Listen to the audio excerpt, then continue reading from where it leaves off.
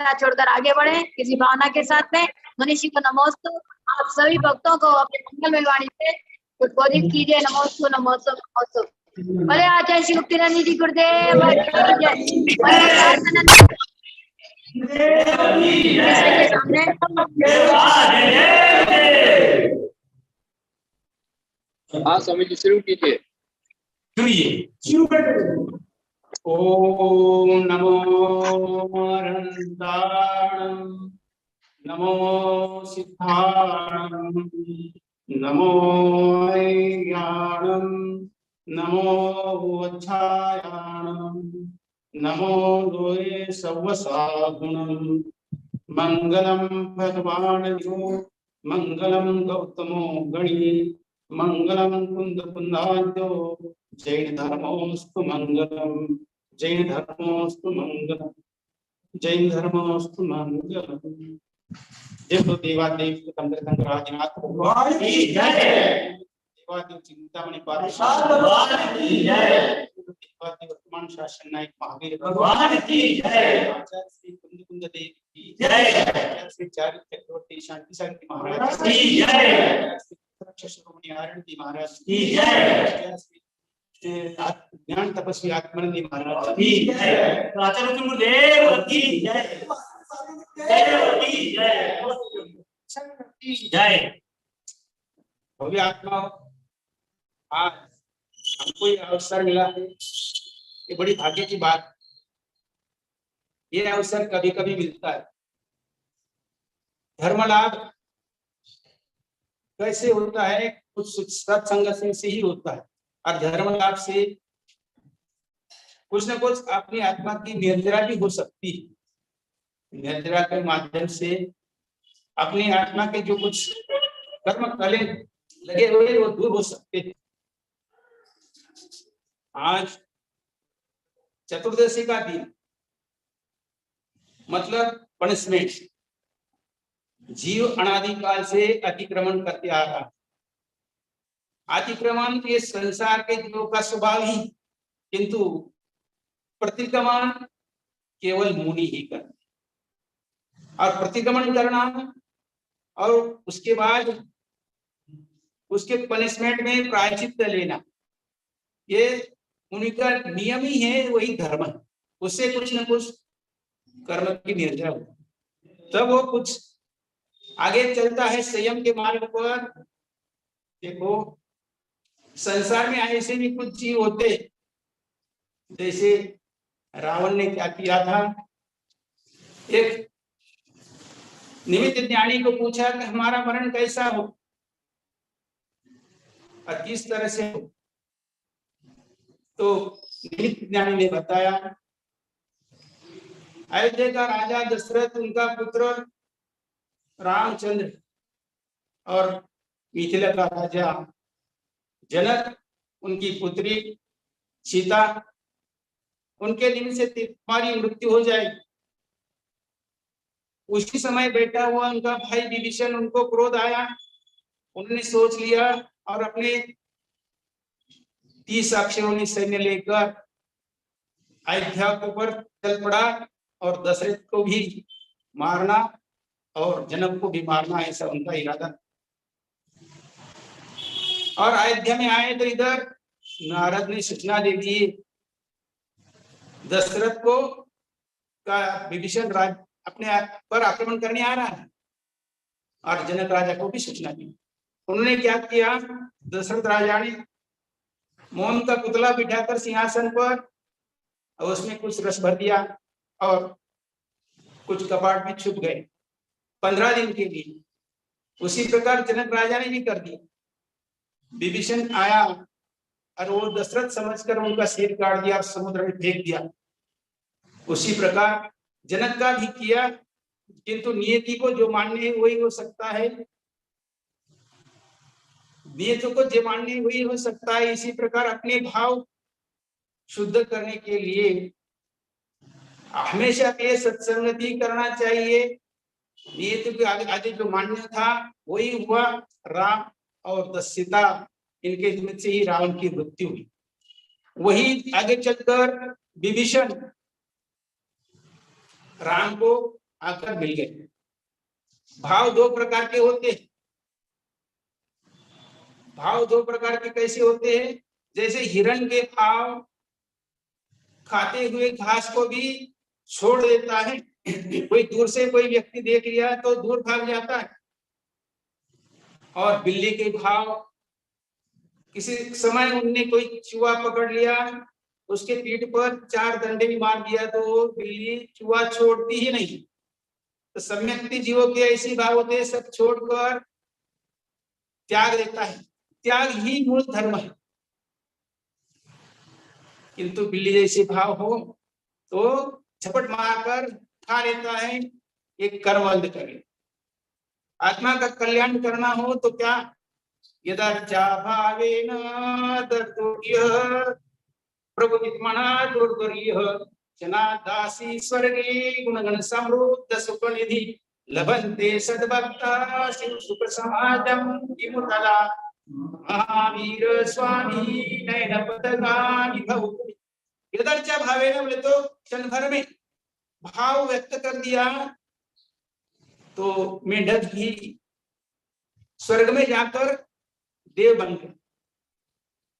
और सद्भक्त हो उनको शिव सुख भी मिल सकता है कदाचित, मतलब मोक्ष सुख ही मिलता है। किंतु भाव ही ऐसे होना चाहिए कि हिरण जैसे, मतलब सम्यक दृष्टि, उसके बिना आत्मा का कल्याण नहीं हो सकता है। देखो, जब शंभु कुमार चंद्रहास खड्ग प्राप्त करने के लिए बांस के पेड़ की तपस्या करने लगा 12 वर्ष तक। हर दिन एक समय भोजन करता और उसकी माता शूर्पणखा हर दिन उनको भोजन लाती। और उसी समय कर्णकुट में रहने वाले राम, लक्ष्मण और सीता उसी जंगल में थे। और एक दिन लक्ष्मण वन में घूमने गया तो उसको सुगंध आ गई। काय की सुगंध आई कि वो चंद्रहास खड्ग उस बांस के पेड़ के ऊपर टंगा हुआ। उस सुगंध की दिशा में लक्ष्मण हो गया, आगे दौड़ गया। और 7 दिन बाकी थे वो खड्ग शंभु कुमार के हाथ में आने के लिए। और कुछ पुण्य के वश लक्ष्मण ने वो खड्ग को हाथ में लिया और बांस पर मार दिया। तो उसी मारते समय कुतूहलवश शंभु कुमार का सिर कट गया। और उसकी माता शूर्पणखा उनको भोजन लेके आई तो देखा तब पुत्र का सिर कटा हुआ। रोती बैठी, अब क्या करे। और इधर उधर घूमने लगी तो लक्ष्मण की दृष्टि पड़ी और उनने अपना रूप बदल दिया, माया के रूप में छोटा बालिका का रूप धारण कर लिया। और उन्होंने कहा कि मेरी माता पिता यहाँ जंगल में मुझे छोड़कर चले गए, मुझे स्वीकार करो। लक्ष्मण ने उनको कहा कि मेरे हाथ में कुछ भी नहीं, मेरे बड़े भाई रामचंद्र जी उनके हाथ पर ही है। तो वो बोली हम उनके पास आ जाते हैं। और दोनों चले गए तो राम के पास जाकर उन्होंने वही सवाल किया। और रामचंद्र और लक्ष्मण जी मौन धारण कर लिया। उनने कुछ भी नहीं कहा कि अकेली स्त्री जंगल में कैसे रह सकती है। तो उनने बहुत देर तक उनकी राह देखी किंतु उनका कोई भी मौन खुला नहीं। तो वापिस चली गई और अपने भाई के पास, रावण के पास, और बता दिया का जंगल में रहने वाले राम लक्ष्मण हमारा पुत्र शंभु कुमार उसको मार दिया। रावण उसी समय युद्ध के लिए निकल पड़ा और खरदूषण राजा को भी बता दिया, उनके पति को, तो वो भी युद्ध के लिए आया। किंतु जब युद्ध के लिए उतरा तो लक्ष्मण ने राम से कहा सीता को अकेले छोड़कर मत जाना, मुझे पर कोई संकट आ जाए तो मैं सिंहनाद करूंगा। और उधर वो खड्ग हाथ में लेकर खरदूषण के पास लड़ने के लिए चला गया। इधर रावण आकाश मार्ग से आए, उन्होंने देखा तो ये क्या प्रकार है। जो कर्ण पिशाचिनी विद्या थी उन्होंने बताया कि लक्ष्मण जब सिंहनाद करेगा तो राम उनकी मदद के लिए चली जाएगा और सीता अकेली रहेगी। युद्ध करना वो भूल गया, सीता के रूप को भूलकर वो सीता का हरण करने के लिए विचार में मन में लाया। इसी प्रकार ये पिल्ली के भाव, हिरण के भाव उनके अंदर आए नहीं, सम्यक दृष्टि कहाँ से हो सकता है। तो आगे चलकर रावण ने सिंहनाद किया, राम को ऐसा लगा कि अपना भाई संकट में है, उस संकट दूर करने के लिए निकलना है। तो सीता को कहा कि आप पर्णकुट से बाहर मत निकलना। राम चले गए लक्ष्मण की मदद के लिए। रावण रूप बदलकर वहां आया और एक साधु का रूप बनाकर आया। ये है मायाचारी। मायाचारी टेढ़ी बुद्धि, जब कोई सलाई टेढ़ी हो उसका सही करना हो तो क्या, अग्नि से तपन देकर उसको घन से मारना पड़ता है। वो जल्दी सही नहीं होती है, बिना अग्नि के तप से वो सही नहीं होती है, टूट जाएंगे किंतु सरल नहीं होती है। इसी प्रकार किसी जीव की भी बुद्धि ऐसी होती है, बिना चोट पड़े सिद्धि नहीं होती। आपने कभी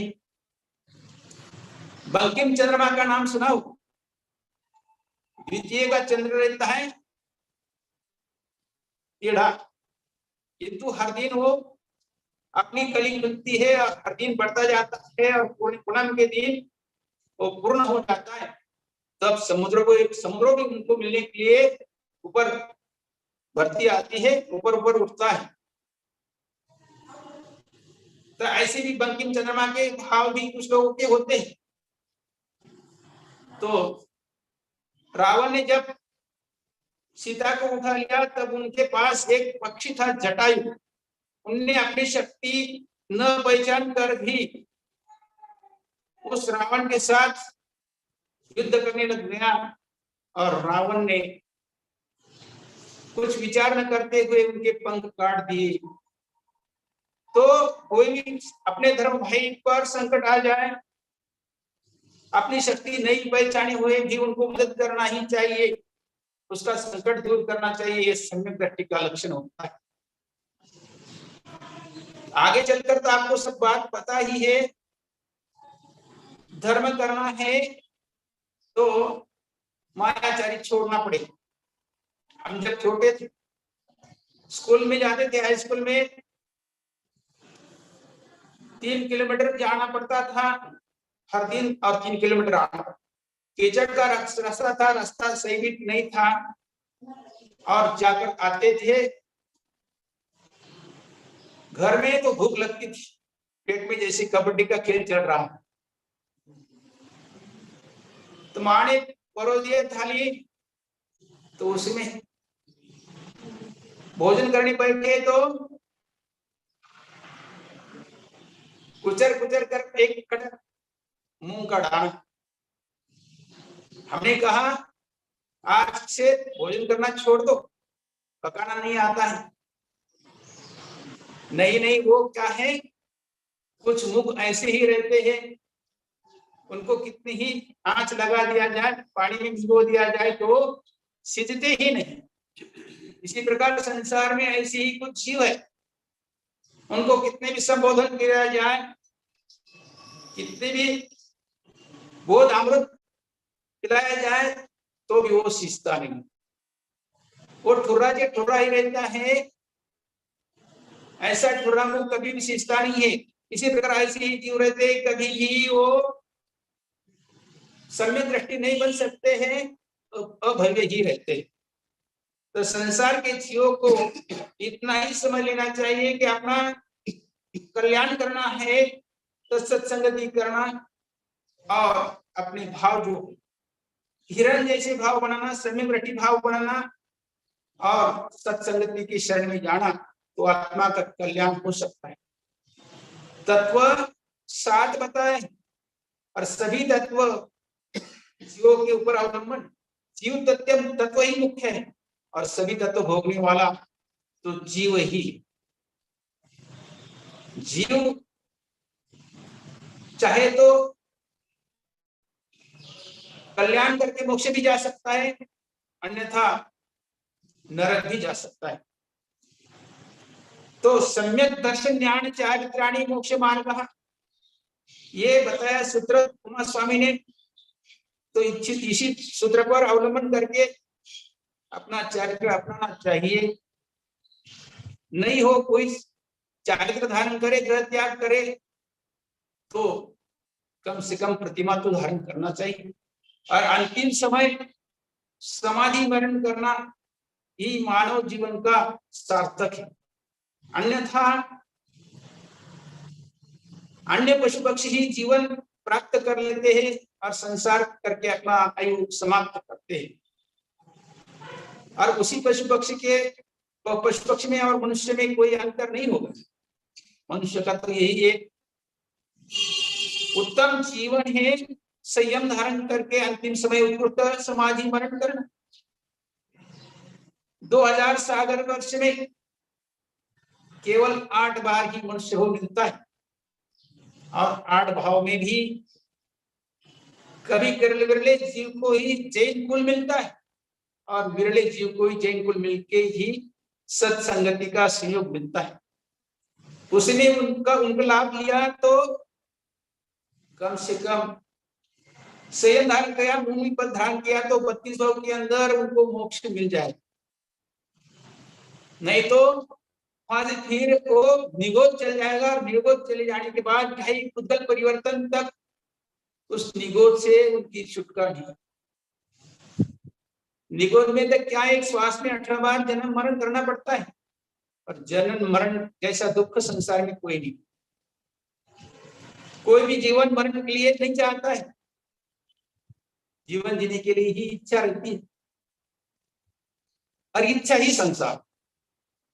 इच्छा को त्यागना और इच्छा त्याग कर ही नियम से अपना आत्मा का कल्याण करना, जो संयम धारण करना और उत्कृष्ट समाधि मरण करना, किसी मुनि के पास जाकर, किसी सिद्ध क्षेत्र पर, अतिशय क्षेत्र पर या तीर्थ क्षेत्र पर जाकर अपना समाधि मरण उत्कृष्ट हो, इसी भावना के साथ जय बोलो महावीर भगवान की जय।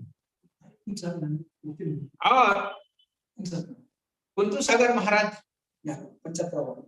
75वां वार दिवस, इस निमित्त से हमको ये अवसर मिला है। उनकी हमको पूरी जानकारी नहीं है, तो भी उनके संग में करीब 150 या 200 मुक्त त्यागी प्रति होंगे। और गुप्तेनंदी महाराज यांचा प्रसंग हमको 2003 में प्राप्त हुआ था औरंगाबाद में, चिंतामणि कॉलोनी। वहाँ गंधर्वलय विधान बड़े मोटे पैमाने से किया था।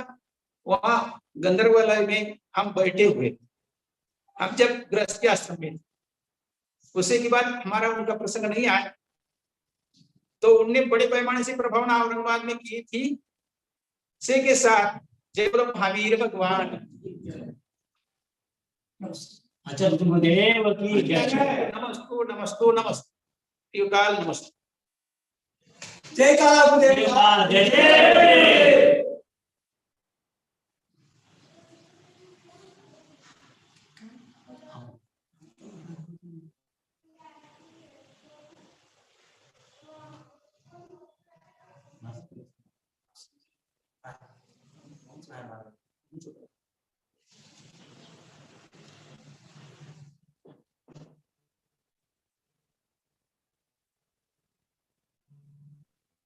बहुत बढ़िया। मनीष स्वात्मानंद जी ने अपनी बात यहाँ पर रखी कि धर्म हमारे साथ में तो सब कुछ हमारे साथ में है, धर्म के बिना कुछ भी हमारे साथ में नहीं है। जो धर्म करता है, धर्म क्या है? What is the religion? Religion is the path of peace and happiness. सत्य, अहिंसा, शांति का नाम धर्म है। अपने कर्म को ईमानदारी से अंजाम देना, इसका नाम धर्म है। एक राज्य में राजा का देह परिवर्तन हो गया। देह परिवर्तन होने के बाद जो प्रधानमंत्री वहां के थे, उन प्रधानमंत्री ने, जो कि वयोवृद्ध थे, अनुभवी थे, उन्होंने कहा कि हमें योग्य राजा का चुनाव करना है, और चुनाव का समय तय हो गया है। जो हमारा मंत्री परिषद है ये राजा का चुनाव करेगा। प्रेरणा जी दूसरी आवाजें सब बंद कीजिए, डोंट डिस्टर्ब। जो भी होस्ट कर रहे हैं कंट्रोल कीजिए। जी गुरुदेव। तो प्रधानमंत्री ने, वो राज्य बड़ा सुंदर था, राज्य में अच्छे अच्छे विद्यालय थे जिसमें सब बच्चों की पूरी पढ़ाई की व्यवस्था थी राज्य की ओर से, गुरुकुल थे, चिकित्सालय थे जहां सबका औषधि मिलती थी, भोजन भंडारे भरे हुए होते थे, धर्मशाला अच्छी थी, आने वाले प्रत्येक यात्री को अच्छी व्यवस्थाएं मिलती थी और सारा व्यापार सब कुछ अच्छा था और पर्याप्त रसद, पर्याप्त रूप में टैक्स सरकार को खजाने के अंदर मिलता था। ऐसा सुंदर सा राज्य, और राज्य के राजा का चुनाव था। जितने युवक थे वे सब के सब अपनी ओर से उस प्रधानमंत्री को, मंत्री परिषद को पटाना चाहते थे। सबने बहुत प्रयास किए, तन लगाया, मन लगाया, धन लगाया, पर प्रधानमंत्री ने किसी को भी चुनाव में पास नहीं किया। लोग उसे भला बुरा करने लग गए, अपशब्द कहने लग गए, उसने परवाह नहीं की। उसने एक सुंदर सा मंदिर बनवाया, प्रधानमंत्री ने मंदिर बनवाया, राजा के द्वारा बना मंदिर था। मंदिर में आने वाले सबके लिए ठहरने की व्यवस्था थी, धर्मशाला थी, साधु संत ऋषि मुनि वहां आते थे, ठहरते थे, सबके लिए भोजन की व्यवस्थाएं थी, सभी आने वालों के लिए प्रसाद वहां मिलता था। ऐसे मंदिर में अनेकों लोग आते थे और वहां रोज प्रधानमंत्री मंदिर के पास में आकर के बैठता। लोग आते, अपने हिसाब से दर्शन करते चले जाते और प्रधानमंत्री लौट कर चला जाता। बहुत से लोग उसको पागल समझते, मूर्ख समझते, ये जो है किसी को चुनता नहीं है, नाना प्रकार से बातें चलती थी। एक दिन एक युवक जिसके कपड़े फटे, पुराने, मैले, गंदे थे, लेकिन मन में उत्साह था और वह आया, ज्यादा पढ़ा लिखा नहीं था, दर्शन करने जा रहा था। तो रास्ते में उसने जो घटना घटी, रास्ते में क्या हुआ, एक नुकीला पत्थर था। उस पत्थर को उस युवक ने खोद करके, उखाड़ करके साइड में रख दिया। बस शिला पत्थर को रखने के कारण से उस प्रधानमंत्री ने कहा कि श्रीमान जी, आप हमारे राज्य के राजा बनेंगे। उसने बहुत पढ़ा लिखा नहीं हूं। उन्होंने कहा विद्वान की आवश्यकता नहीं है, हमको भले आदमी की आवश्यकता है। उस व्यक्ति ने पूछा कि आपने मुझको ही भला क्यों माना? प्रधानमंत्री ने कहा, मैं जानता हूं आप बहुत अच्छे आदमी, कर्तव्यनिष्ठ भले आदमी, क्योंकि इस मंदिर के रास्ते में मैंने ये पत्थर का टुकड़ा गड़वाया था, यहाँ गड़ा हुआ था और काफी लोगों को चोट लगती थी इस ठोकर से, उसकी नोक से चोट लगती थी, गिरते थे, पड़ते थे, चोट लगती थी, लेकिन कभी किसी ने इस पत्थर को उखाड़ने का, निकालने का प्रयास नहीं किया। और तुमने इस रास्ते का पत्थर, ये विघ्न तुमने उखाड़ करके बाहर फेंक दिया, हुई को बराबर कर दिया, इसलिए आपसे भला आदमी कोई नहीं हो सकता।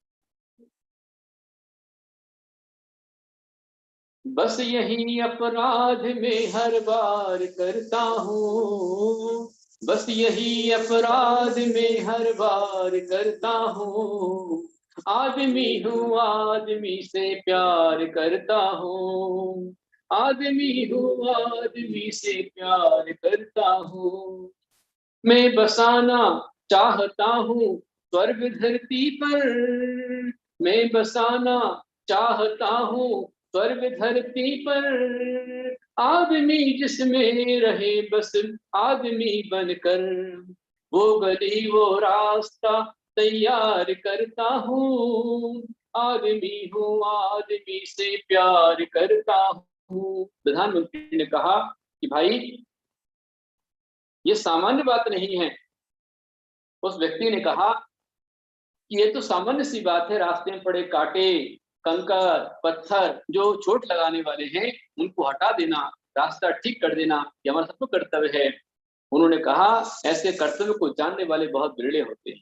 मैं आपसे यही कहना चाहता हूँ आज प्रवचन के सार में कि माना कि हम सारे जहां को बना नहीं सकते गुलशन, माना कि हम सारे जहां को नहीं बना सकते गुलशन, पर जहां से गुजरे वहां के कांटे उठाते जाएं, कांटे उठाते जाएं, बस हमें काम करना है। इसी काम को लेकर के हर दिन हम लोग स्वाध्याय कर रहे हैं। रोज सुबह अभिषेक होता है, शांतरा होती है, लगभग 200 के आसपास लोग शांतरा अभिषेक में रहते हैं। जितने लोग रहते हैं सभी का नाम शांतरा अभिषेक में लिया जाता है। हर दिन ग्रहों के अरिष्ट निवारण का उपाय होता है। आज यहाँ पर बुध ग्रह के अरिष्ट निवारण का उपाय किया गया, जो आप सभी ने बहुत ठाट बाट से किया, काफी लोगों को प्रणाम दिया। रोज यहाँ पर 24 आम चढ़ाए जा रहे हैं। कल आखिरी दिन उसका रहेगा, गुरुवार पूर्णिमा है, कल आखिरी दिन में आम चढ़ेंगे। उसके बाद फिर अगली व्यवस्था हमारी नई चेंज होगी और रोज शाम को 7 से लेकर 7:30 में क्लास चल रही है। मुझे खुशी है कि लगभग 80 से 84 बच्चे क्लास के अंदर पढ़ने के लिए आ रहे हैं। हम यदि चतुर्मास भी करें कहीं पर तो इतने बच्चे पढ़ने को नहीं आएंगे, लेकिन यहाँ 84 डिवाइस पर काफी परिवार बैठ करके स्वाध्याय पाठशाला के अंदर आ रहे हैं। फिर 7:30 से लेकर 8:30 बीच के अंदर में भगवान का जो है विशेष आरती होती है, नवग्रह पाठ होता है, चालीसा होता है, भक्तामृत का पाठ होता है, इसमें काफी लोग अच्छे जुड़ रहे हैं। रोज सुबह आप लोग स्वाध्याय में आप आ रहे हैं। हर दिन एक साधु प्रवचन आपको मिल रहा है। आज हमारे बीच में मुनि स्वात्मानंद जी आए, उन्हें जानकारी नहीं है। हमारे आचार्य गुरुदेव कुंज सागर जी जगत गुरु हैं, बहुत बड़े ज्ञानी हैं और लगभग उनके सैकड़ों की संख्या में साधु हैं और सबसे अधिक आचार्य बनाए हुए आचार्य कुंज सागर जी के। आज वर्तमान भारत सबसे अधिक प्रतिष्ठित आचार्य उनके ही है। संख्या में आचार्य की संख्या उनके द्वारा दी गई, आचार्य की संख्या बहुत ज्यादा है। गुरुदेव आचार्य कुंज सागर जी गुरुदेव, जिनका अमृत महोत्सव चल रहा है, उनके 75 वर्ष पूरे हुए हैं। इन 75 वर्षों के जीवन में एक प्रसिद्ध पंडित परिवारचंद जी, सिद्धांत शास्त्री और सोहन माता की कोख से जन्मे कन्हैया ने अपना जीवन, जिस समय वो मुश्किल से 14-15 साल के थे, उस समय पर आचार्य सिमंदर स्वभाव सागर जी, जो कि मुनि युगल थे, अहमदाबाद में उनके साथ वो चल पड़े, प्रवचन ग्रहण किया और उनके साथ गुजरात से विहार करते करते अहमदाबाद से वो कर्नाटक में आए। स्वर्ण बेगुला के महामस्तकाभिषेक में उन्हें महातपस्वी, यंत्र मंत्र पंथ के ज्ञाता, 18 भाषा के ज्ञाते महाज्ञानी आचार्य भगवान से महावीर कीर्ति गुरुदेव का खंड उनको प्राप्त हुआ, जो उनके साथ में हो लिए। और महावीर कीर्ति गुरुदेव के संघ का चैत्यालय अपने सिर पर रख करके ब्रह्मचारी कुंज कन्हैया बराबर उनके साथ में चलते थे। और वे श्रवण बेलगुला के महामस्तकाभिषेक के पश्चात वे विहार करते करते हुमचा में आए, हुमचा पद्मावती के पास में आए और हुमचा में जहाँ पद्मावती माता विराजमान है, वहां पर आचार्य महावीर कीर्ति गुरुदेव ने दीक्षा देना तय किया। पहले दीक्षा के संस्कार होने थे संभव सागर जी के और नमी सागर जी के, लेकिन उनके केशलोंच नहीं हो पाए और कन्हैया ने फटाफट अपने सारा केशों का लोचन कर दिया। आचार्य महावीर कीर्ति जी अच्छे ज्योतिषी थे, अच्छे यंत्र मंत्र तंत्र के ज्ञाता थे, एक बहुत अच्छे वैद्य थे, बहुत अच्छे पंडित थे, बहुत बड़े महान महेंद्र उनका नाम था। ऐसे महाज्ञानी आचार्य महावीर कीर्ति गुरुदेव मुहूर्त का समय देखा, मुहूर्त के महत्व को जान करके मुहूर्त हो गया था, इसलिए कुंतु सागर जो कन्हैया ब्रह्मचारी थे उनके ऊपर दीक्षा के संस्कार कर दिए। सबसे पहले संस्कार इसलिए उनका हो गया। 9 जुलाई का दिन वो आ रहा है जिस दिन आचार्य भगवान की दीक्षा हुई थी और उनकी दीक्षा के 55 वर्ष पूरे होने जा रहे हैं। दीक्षा के 55 वर्ष हैं और जीवन के 75 वर्ष उन्होंने पूरे किए। तब एक तरह से 20 साल की उम्र के अंदर उन्होंने दीक्षा ग्रहण की। आचार्य हेमंत सागर जी को कुंतु आचार्य प्रदान किया, स्वयं उनके गुरुदेव ने उनको महसाणा में गंधर्व पद प्रदान किया। और एक महान ज्ञानी आचार्य में आचार्य कुंतु सागर जी आते हैं, जिन्होंने गौमठ प्रश्नोत्तर चिंतामणि, जिन्होंने रत्नगण श्रावकाचार, जिन्होंने देवोषधि रत्नाकर और अनेक अनेक महान ग्रंथों की रचना की। और साथ में उन्होंने आरा, बिहार पटना रानीला, फिर बाद में अड़िंदा पार्श्वनाथ, उदयपुर में, अहमदाबाद में अनेक अनेक तीर्थों का जीर्णोद्धार कराया, नवनिर्माण कराया। कश्मीर में आपके द्वारा शिखर का निर्माण किया गया। आज सबसे अधिक साधु, दिगंबर आचार्य, मुनि, गणिहारिका सबसे ज्यादा यदि हैं तो आचार्य कुंभ सागर जी के हैं। इसलिए आचार्य कुंभ सागर जी आचार्य शिरोमणि है, आचार्य पितामह है। एकमात्र ऐसे आचार्य कुंभ सागर जी हैं जिनकी आज दीक्षित शिष्यों के अंदर में लगभग 5 से अधिक 5 पीढ़ी हो चुकी है। कैसे? स्वयं आचार्य गुरुदेव कुंभ सागर जी, उनके शिष्य आचार्य पद्मनंदी जी, उनके शिष्य आचार्य बैराग्य नंदी जी, उनके शिष्य आचार्य तीर्थ नंदी जी, और उनके शिष्य जो उन्हें दीक्षा दी। इस तरह 5 पीढ़ी यदि हुई है तो पूरे भारतवर्ष में एकमात्र आचार्य कुंभ सागर जी हैं कि जिनकी 5 पीढ़ी हो गई।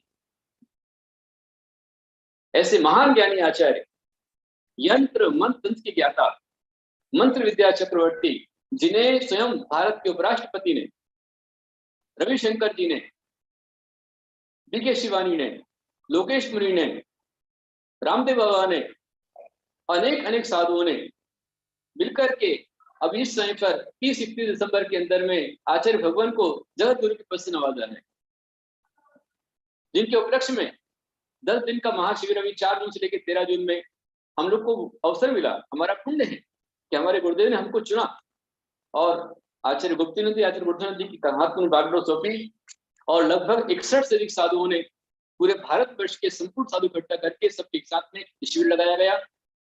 हमारे पास डाटा के अनुसार लगभग 15,000 से अधिक फॉर्म भरे गए और एक डिवाइस के ऊपर कम से कम 4-4, 5-5 लोगों ने बैठ करके जूम मीटिंग पर स्वाध्याय किया। लगभग 60,000 से अधिक लोगों ने शिविर के अंदर में प्रैक्टिकल जूम के माध्यम से लाभ लिया और जिनवाणी चैनल के माध्यम, पारा चैनल के माध्यम से, यूट्यूब के माध्यम, फेसबुक के माध्यम से लाखों लोगों ने शिविर का लाभ लिया है। ये पूरा शिविर यदि हुआ है तो पूज्य गुरुदेव का ही सबसे बड़ा आशीर्वाद है। ऐसे महान ज्ञानी तत्ववेत्ता आज भी हमारे गुरुदेव आचार्य कुंभ सागर जी सवेरे 3 बजे से उठ करके वो स्वाध्याय करते हैं।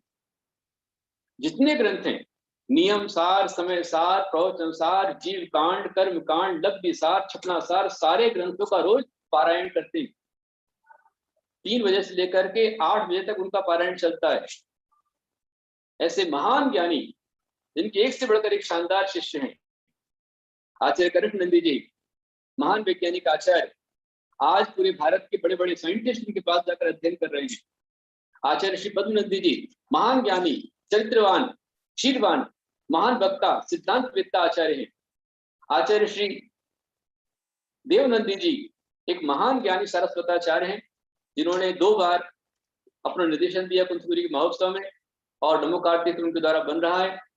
आचार्य बुर्धानंदी जी एक महान ज्ञानी आचार्यों में से हैं, जिन्होंने स्वयं 4th क्लास को पास नहीं किया है, लेकिन आज उनके पास में AGM कॉलेज चल रहा है, जहाँ 10,000 से अधिक बच्चे बैठ करके अध्ययन कर रहे हैं, पढ़ाई कर रहे हैं और करीब करीब लगभग 1,000 से ऊपर बच्चे हैं जो अनाथ हैं, गरीब हैं, असहाय हैं। ऐसे बच्चों को निःशुल्क गुरुकुल में रख करके उनका रहना, खाना, पीना, पढ़ना, लिखना सारी व्यवस्था वो संभाल रहे हैं। आचार्य कुशाग्र नंदी जी हैं, आचार्य विद्यानंदी जी हैं, आचार्य काम कुमार नंदी जी हैं, करकुजो नंदी जी हैं, कार्तिक नंदी, बहुत सारे साधु हैं, बहुत सारी माता जी हैं जो आचार्य गुरुदेव की एक विशाल वट वृक्ष है, उसकी छाया प्रसिद्ध पूरी है, उसमें मैं एक आचार्य गुप्ती नंदी सबसे छोटा साधु में हूँ। उनकी कृपा है, उन्होंने लाभ दिया है और आज ये महोत्सव चल रहा है, उनके अमृत महोत्सव के रूप में चल रहा है, विश्रांति महोत्सव चल रहा है। इस महोत्सव में हर दिन नए साधु का आगमन हो रहा है। आज हमारे स्वात्म नंदी जी आए, कल हमारे बीच में आएंगे आचार्य सच्चिदानंद जी, जो कि स्वात्म नंदी के एक तरह से गुरु भाई हैं। हालांकि आचार्य सच्चिदानंद जी कनिष्ठ नंदी गुरुदेव के शिष्य हैं, बाद में उन्होंने आर्य नंदी का उत्तराधिकार पत्र प्राप्त किया है। ऐसे सच्चिदानंद जी कल हमारे बीच में होंगे, परसों हमारे बीच में रहेंगे मुनि श्री जय कीर्ति जी। उसके पश्चात आएंगे हमारे बीच में आचार्य श्री विनम्र सागर जी। इस तरह श्रृंखला बनी हुई है, हर दिन एक साधु, बिल्कुल MC पाटनी, इनकी उम्र करीब है 83 वर्ष की, सबसे छोटा भक्त है और ऐसा परम भक्त है कि रोज उत्साह से क्लास में रहते हैं, तन मन धन से दान भी करते हैं और हर दिन बराबर न्यूज को नोट करके पेपर में देने का प्रयास करते हैं। अच्छे पत्रकार हैं। MC पाटनी जी को मेरा बहुत सारा आशीर्वाद है। जितने भक्त यहाँ जुड़े हुए हैं, मेरा बहुत सारा आशीर्वाद है। भटकती आत्माओं को हमारा आशीर्वाद है, स्थिर हो गए, लाभ दे दें, एक जगह स्टेबल हो जाइए। कुछ ऐसे भक्त हैं जो एवरी डे, जैसे हमारे रविंद्र खड़गपुरकर, वैजयंती साहू जी परिवार, वो कहीं भटकते नहीं है, डेली धर्म तीर्थ की आईडी पर रह करके लाभ देते हैं। ऐसे काफी देवगढ़ राजा के परिवार हैं जो डेली यहाँ पर जुड़ते हैं, अंबड़ से, जामखेड़ से, जालना से, औरंगाबाद से, दिल्ली, मुंबई, सूरत, गुजरात आदि अनेक तरह के स्थानों से लोग रोज जुड़ करके लाभ दे रहे हैं। कहीं ब्यावर राजस्थान से जो लोग हैं, इधर से भी काफी लोग हैं, विदेश के लोग काफी हैं यहाँ पर, वो सभी लाभ ले रहे हैं। मेरा सबको बहुत सारा आशीर्वाद है, आपका मंगल हो। निरंतर संतों की वाणी सुनकर अपना कल्याण करें, अपना आत्मलाभ प्राप्त करें और कर्तव्यनिष्ठ बने। जैसे उस लड़के ने, एक गरीब बच्चे ने, एक अनपढ़ व्यक्ति ने रास्ते का पत्थर उठा करके फेंक दिया, जमीन को समतल कर दिया, तो उसे प्रधानमंत्री ने उस देश का राजा बना दिया।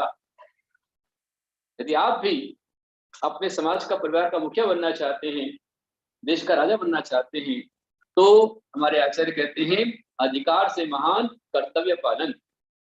आप कर्तव्य कीजिए, अधिकार अपने आप मिल जाएगा। कभी फूल किसी को बुलाता नहीं है, पर फूल अपनी सुगंध बिखेर देता है, अपने आप भौरे उस पर मंडरा जाते हैं, लोग चले आते हैं। कभी सोना नहीं कहता है, इसलिए कहा है, बड़े बड़ाई ना करें, बड़े बड़ाई ना करें, बड़े न बोले बोल, बड़े बड़ाई ना करें, बड़े न बोले बोल, रही मन हीरा कबूल कहे, लाख हमारो मोल, रे भाई लाख हमारो मोल। कभी हीरा नहीं कहता है कि मेरा लाख रुपए का मोल है, लेकिन लेने वाला समझ जाता है, पार्टी समझ जाता है, इसलिए अपनी गुणवत्ता को बढ़ाइए, क्वालिटी को बढ़ाइए, कर्तव्यनिष्ठ बनिए, कर्तव्य करेंगे, अधिकार आपको प्राप्त होगा। ऐसे आप बढ़ते रहें। मेरा बहुत सारा आपको आशीर्वाद है, आप सभी का मंगल हो। मनोयोग से आप सुन रहे हैं, रोज सुनते रहें और मेरी ओर से नियम लेकर जावे। मैं आपको नियम देना चाहूंगा, अपनी ओर से प्रयास करें, कम से कम 5 नए लोगों को आपको जोड़ना है।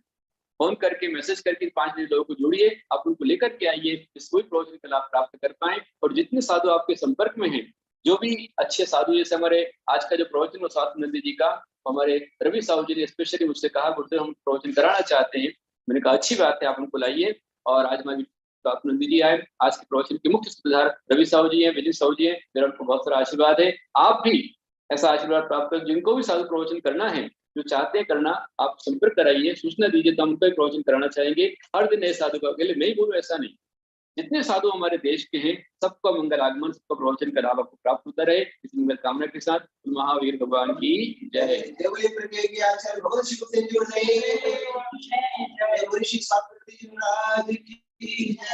हे जिनवाणी भारती तो है जब दिन रहे, जो तेरा शरण जावाणी के ज्ञान दे सो वाणी में सद्गुरु दाते देव जो अर्जुन से दया